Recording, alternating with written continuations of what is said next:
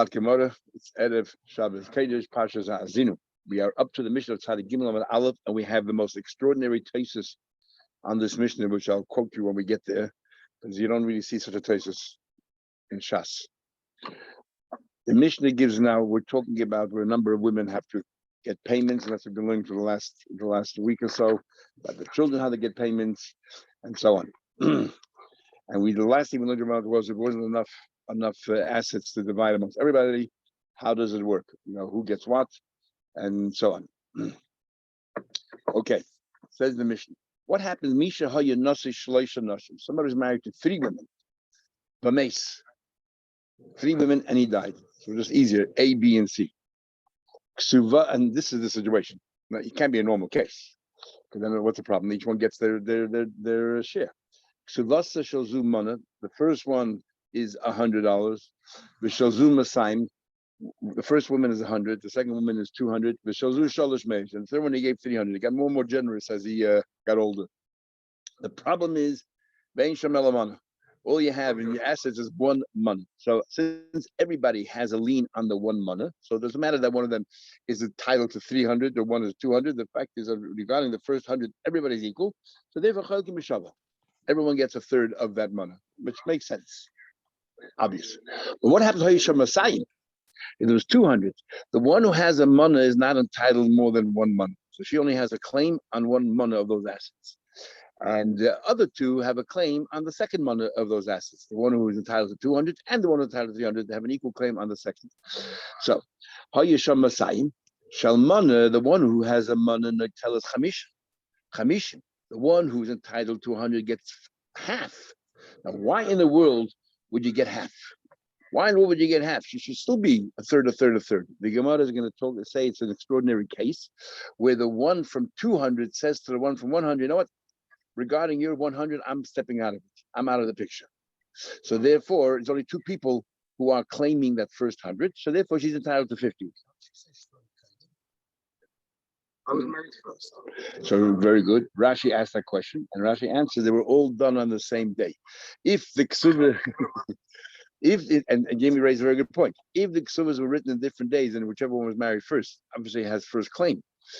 It's like a Baal Chayv. The first one has a first claim. But we're talking about over here, they all got married the same day, and for some odd reason, he gave each one a different amount. Oh, we'll see later whether times matter or not. We'll see in this end of this Mishnah. And generally speaking, they didn't write. They wrote dates. They didn't write the times on the star. Says the Mishnah further. Okay, so the first 100, the Balmona gets 50. Now, what happens to the other 2?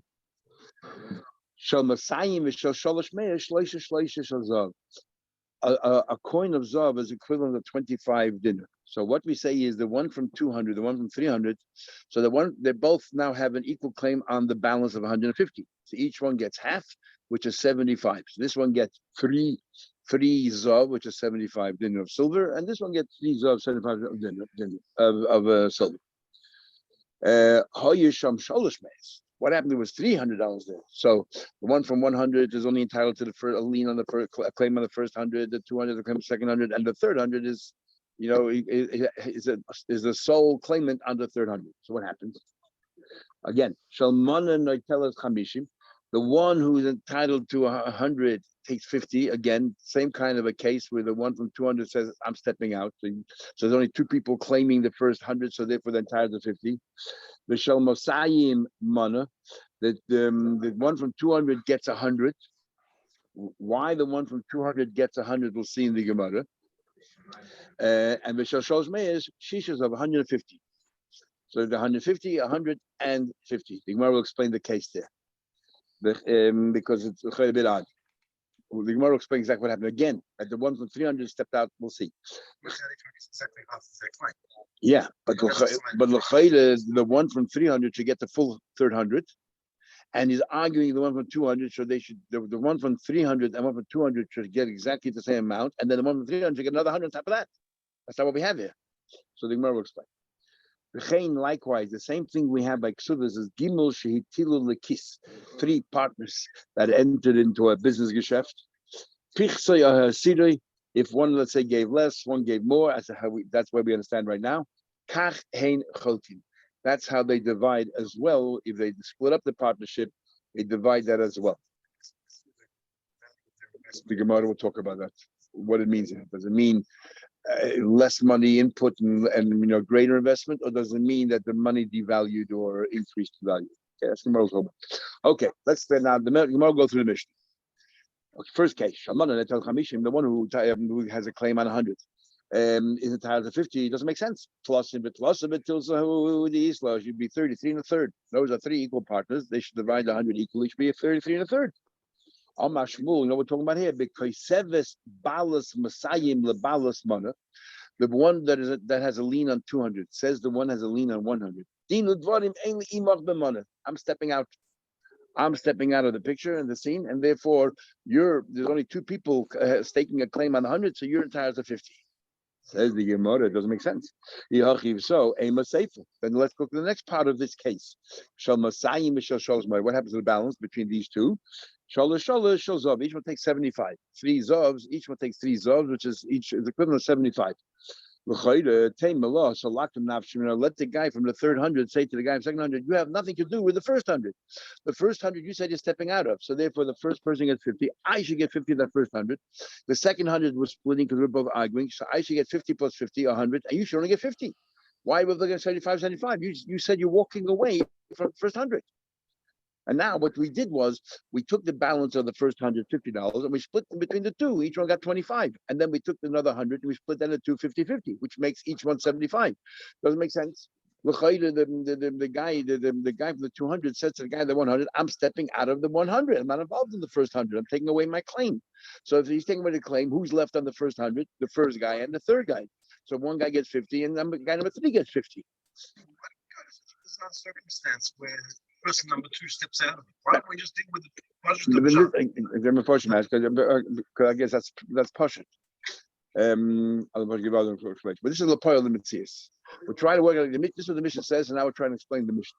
It says the second guy says to the third guy, I only walked away from the first guy. I didn't walk away from you. So therefore, me and you are still we're fighting. So we're fighting about the second 50, that's 25 each, and then the second 100, we divide again, 50-50. That's what it says. Very difficult to understand this. So because you decided, number 2, to walk away from number 1, you have a right to impinge on number 3. You're hurting number 3. Number 3 says that I was entitled to 33 and a third because you walked away from number 1. Therefore, I'm now reduced to 25.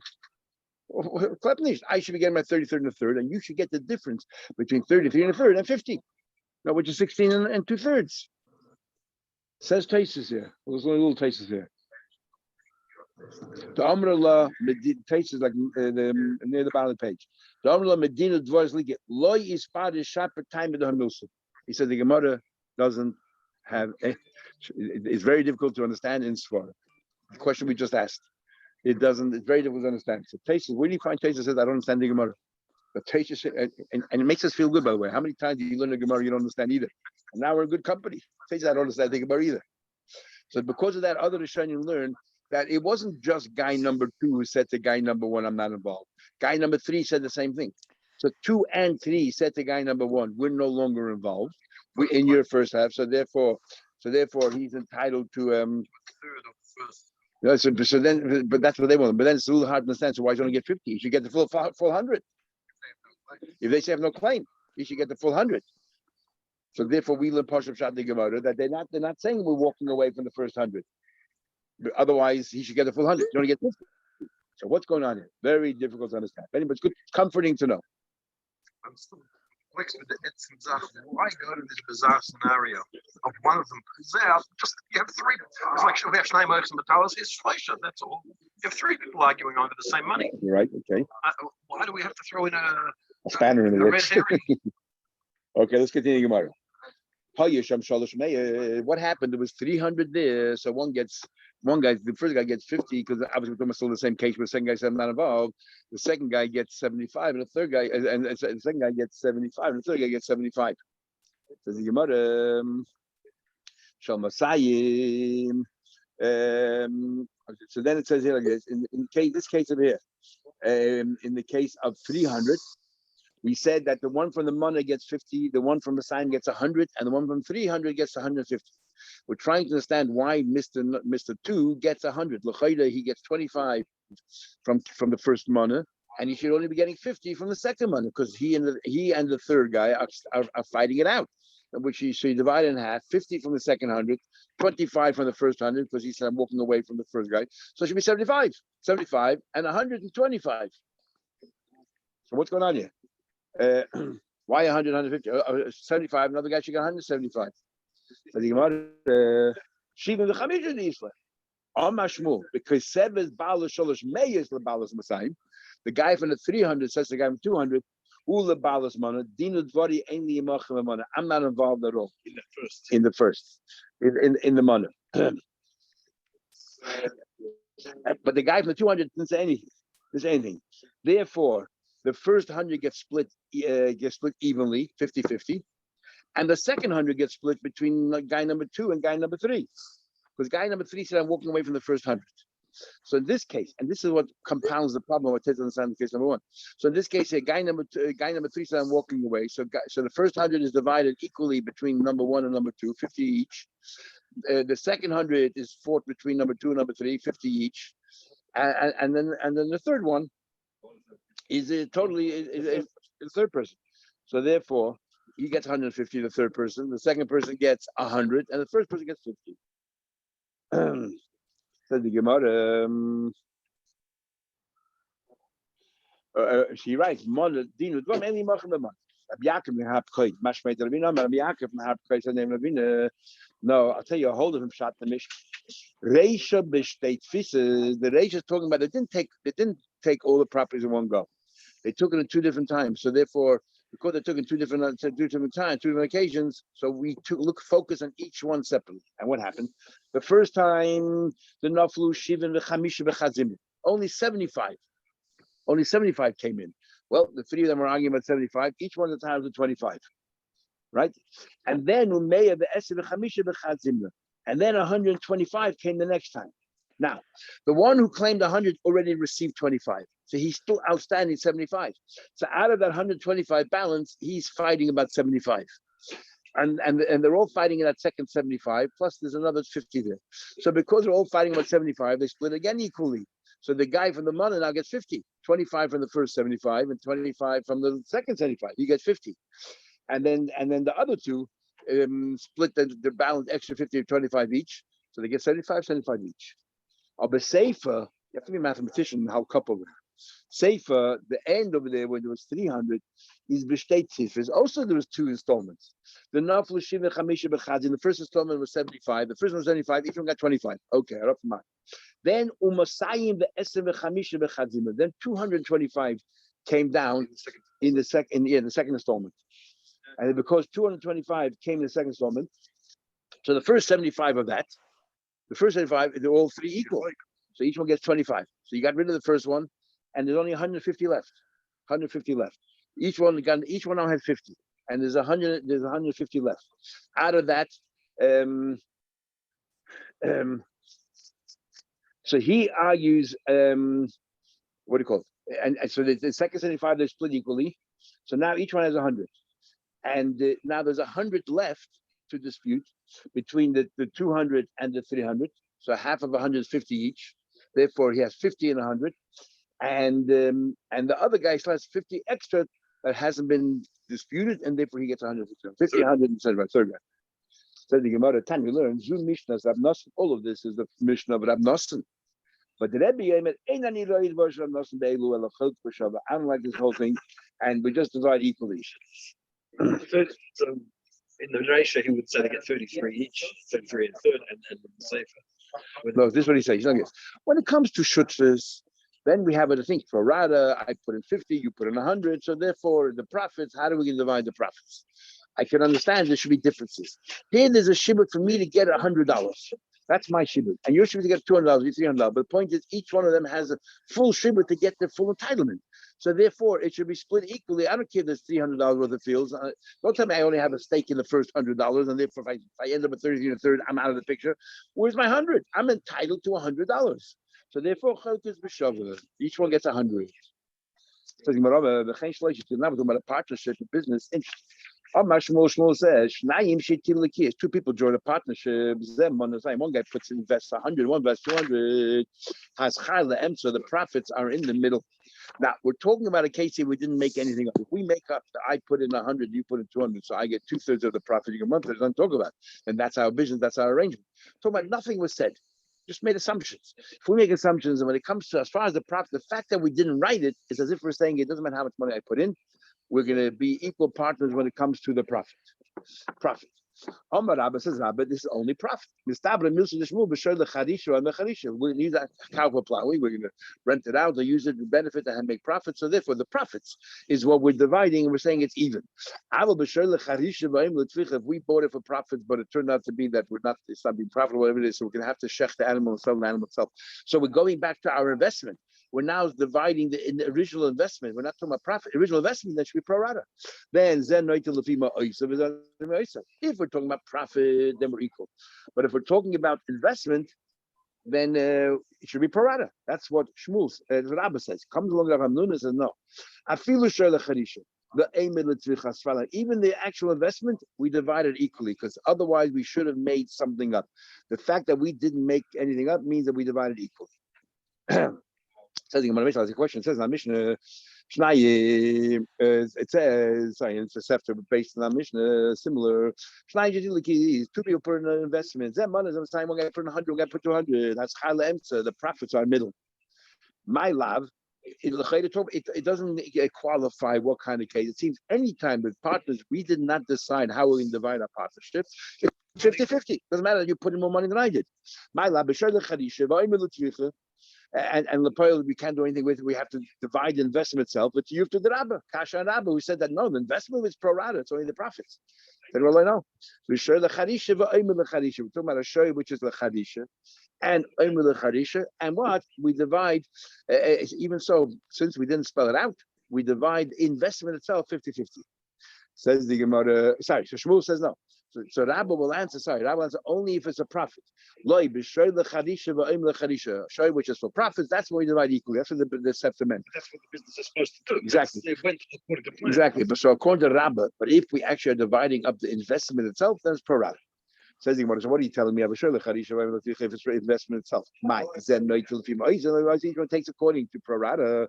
So if so, at the Tony Sefer, why does the Sefter continue and say, let's say each one took their own.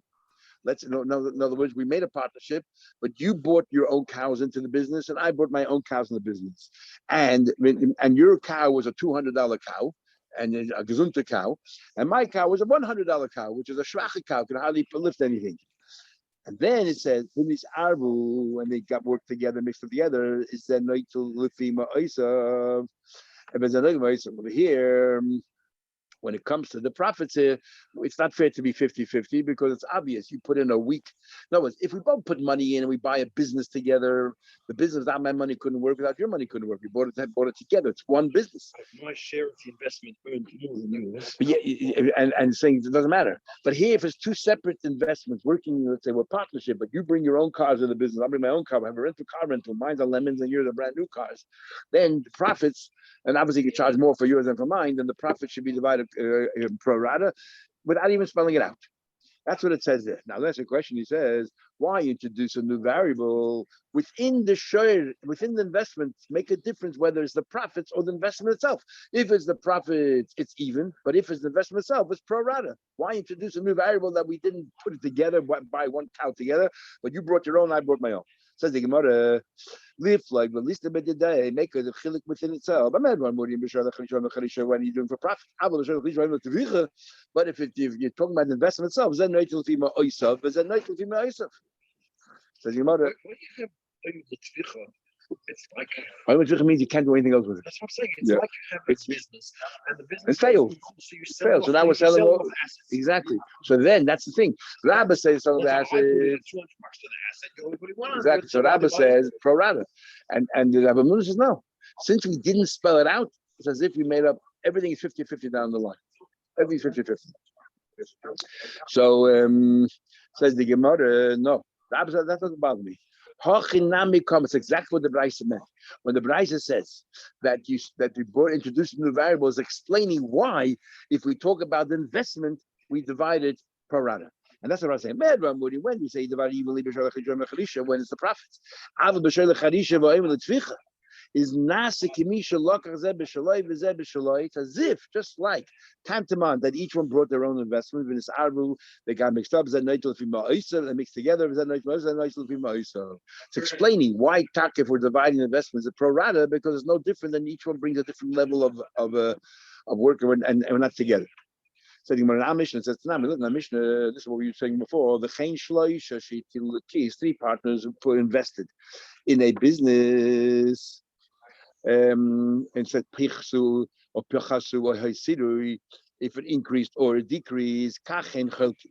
That's how you divide it. Exactly what our Mishnah says. Pro rata. Now my love, pichasu mamish. What does it mean? L'chayla pichasu. L'chayla means that. That it means that it means l'chayla that we're talking about the prophets here, or haisiru mamish from a prophets here, and yet we see. That what? That you divide per rata. Akash and the whole Shmuel's them. Not even asking about Rabbi Munich. Shmuel came along and said that if two partners make a geschäft, if they didn't spell it out, then even though one person invested more money than the other, all the profits are divided equally. Our Mishnah seems to clearly learn that if three partners come together and each one gave a different amount, one 200, one 300, one 100, and then the business increased in value or decreased, the losses or the profits are split pro rata. That's what we learn. Pichas Roy is. Says the Gemara, no. Amar Lacharavu, Allah, Haisidu Zuzi Charati, and Pichsa Astir Tanisa. Haisidu means the coins devalued, the money devalued or increased in value. Let's say they put in old coins in the business, which is, as far as currency is concerned, it's difficult to exchange it because people don't really want such old coins. It's rusty, whatever it is. And because they handled and they sold and they bought, eventually they ended up with brand new coins, much easier to use. So therefore, because they put in coins and now they're taking coins out, it should be, how many of the new coins are you getting? It should be pro rata. But if, let's say, if there was profits, Shmuel was right. Profits, you divide evenly. And Rabbi Amnuna, what about you dividing investment? Or when it comes to the currency itself that you put in, and we're taking out currency, and the currency itself increased in value or decreased in value, that goes proportion according to, and what do you mean devalued? What value then it has? Astida Dutsanisa. We learned more Shabbos that you're allowed to carry on Shabbos. They used to put a coin in the bottom of the heel or the sole if it hurts. So they put a coin in somehow or another. If you step on it, it works. It maybe keeps it level or something, or like the magnetic things. If you have a coin or something, it's like a pad. Yeah, it somehow or another helps it heal. But Rashi says that the rust of the coin actually, and the piece, the form that's sticking out of the coin presses into your foot, and somehow or another it heals it. So since the coins, you're dividing the coins itself, you put it going away the coins, so therefore it's according pro rata according to the coins. But profits, even no, that's a very Shosh Nagas a part of into below Uber Betzida. We'll have Shosh Nagas a part of. Sumcha said at the beginning of Betzida, if a cow gores another cow and there was a miscarriage, and the Mazik says that the miscarriage happened before my cow got involved, and the Nizik says no, it happened afterwards. So we don't know. Nobody knows. Mama was like, since nobody can know, no, there's no suffix here. Question is, what's halacha? Yeah, the house. Yeah, Mishnah. Oh, before the guy was married, 3 women. In fact, the halacha says that the maximum women that a person is allowed to marry is 4 women, because you have a chi of oina, and oina we had before in Kesuvos is called pachal ne'erev Shabbos once a week. So if you have 4 women, so you can do 4 every month. You fulfill the oina chol pachal once. So that's why the Mishnah. This is the maximum. You're a sailor or something. Yeah, well. Well, it's a nest we can. Well, it's a nest. You can only marry 4 women. If you marry 6 women, we'll have 2 more Mishnahs. If you're married to 5 women, you're married to 6. Okay, this is it. Mi shahaya nasi dal nashim. If you married 4 women, the base, and then the husband died. Now you have a number of properties, and obviously, the first one goes to collect her ksuda, the first wife. She's entitled to collect first. She's the first one. The one. Now we're not talking about they all married the same day, different days. So the one who's married first is entitled to collect the Ksua first. Sorry, and the second one, comes before the third one. Vishlishis will be a third before the fourth. In other words, it goes according to the chronologically. Now, the second one says to the first one, how do I know that our husband didn't give you some cash along the way or some rings? It's called srodi, some kind of security that you've calmed me down. Maybe you already got paid out for your ksuva. So I want you to swear that our husband never gave you anything over and above us. But he's showing in these bas l'shniya. So the first one has to swear to the second one that she didn't receive anything. The second one, the third one, and the shni levius. Oh, but the levius, the fourth one, has no one to swear to anymore. The fourth one has no reason to swear because everyone already got paid out. So there's no reason to swear. Comes along, Benani says no. Because she's last, she should benefit. They don't have to swear. I feel like the part of sure. She should not collect any properties unless she swears. To the assignment, we'll see later. Or to the other women, we'll soon see. The Gemara is going to know what's the machlekes bananas and Tanakam. What about Yaitza's kulam b'yamechad? What about both four starters are written on the same day? Kol hakidem is lechavah to afil shoachas. Our Mishnah holds that if the starters had times written in it, the times are also important. Not just the day. Normally we say there's no time and we don't care what time of the day it happened. You can bring witnesses that you were 11 o'clock in the morning and you in the afternoon. But because we didn't write a time, that means I didn't want to take effect till the following night. And therefore you're all equal. But if you did write the time, in Makish Kais and Shois, then the Shois is when it became activated. That's right. But there's a big asterisk there. The Kach Hoya Kaisim B'Yishlayim Shois. In Yerushalayim, in their documents, they used to write the time. What happens? Hoya Kulun Yaitz B'Shoachas. Somehow or another, they're all written at the same time. Benchim Alamon is only $100, and Chelkas B'Shabbat, and they all collect equally. But let's understand the machlekes Tanakam. But why does Tanakam say that the fourth woman does not have to swear? And Banana says the fourth wife also has to swear. What for? The Micah Miflagis. We'll have a few explanations. What's the argument? Going, for example, we are worried that what happens if one of the three women there turns out to be that the field that she collected from her husband's estate turned out to be was a stolen field, and somebody's coming and is going to take it away. Comes out that number two, for example, will be left with nothing, and number 1, 3, 4 have a field. So therefore, and the question is as follows: If at the time it turns out to be the number 4, which was married a month after number 2, has a field, number 2 no longer has a field. Can number 2 go to number 4 and say, "Give me back my field. I have a kedina kedima. I got married a month before"? Or do we say, "Masha gava gava"? Once number 4 took the field, that's it, and that's the machlekes. The Balchoy, who is a later date, came and collected earlier. Tanakama holds Mashagava Lagava. Tanakama holds that the number 4 collection is meaningless because number 2 is entitled to it, and therefore, because it's meaningless, so there's no point in swearing. What you have to swear for? But nobody loses out by her, because even if she took it and turned the number 2 doesn't have a field, she doesn't have to swear because number 2 just go to number 4 and take it right back.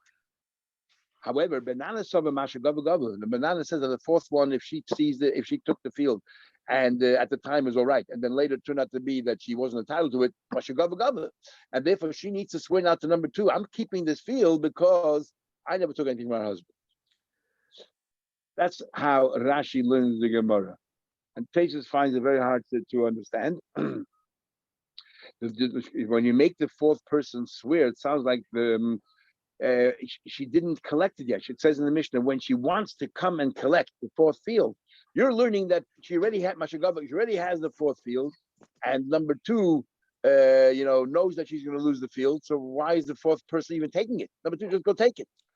So therefore, Teismos Lepshat and Rashi, even though it's Deichik, that we don't know yet which field was stolen. Number 1, number 2, and 3, there's a rumor out there that one of those fields has been stolen. We don't know which one. So nobody can go and neither 1, 2, 3 can say, I want this field, because they don't know which one it is.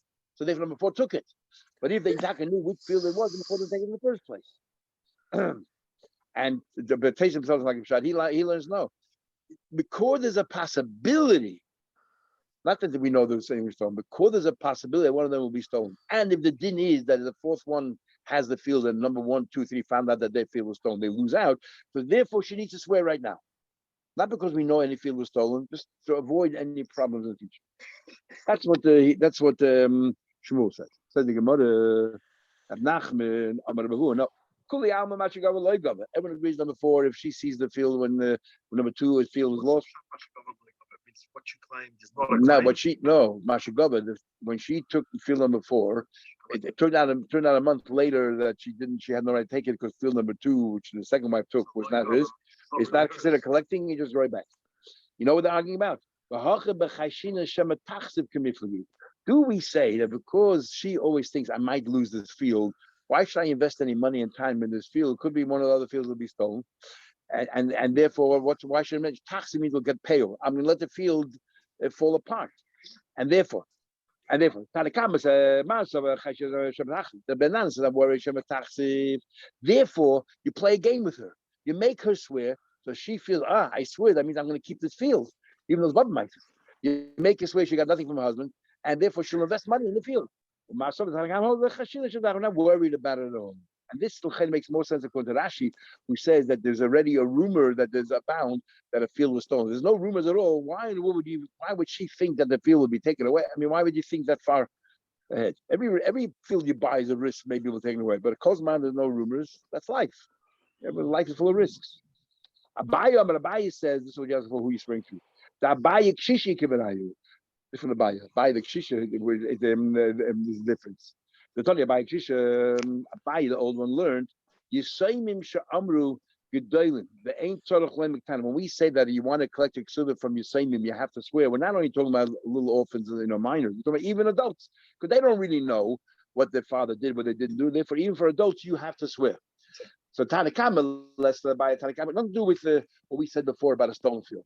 Tanakama says that he does not hold the number 1 swears to 2, 2 to 3, 3 to 4. But who should 4 be swearing to? Who should she be swearing to? To the Simon, to the orphans. So the Tanakama says that no, that you don't have to swear to the adult orphans. So that's why he says you don't have to swear. Unless the Bagshiva. Bananas is the Bagshiva. Bananas says you do swear even to the older orphans, and that's so. Number 4 is not swearing to 3 to 1. Number 4 is swearing to the orphans. Okay, we'll stop over here. We'll continue tomorrow night, 9 o'clock.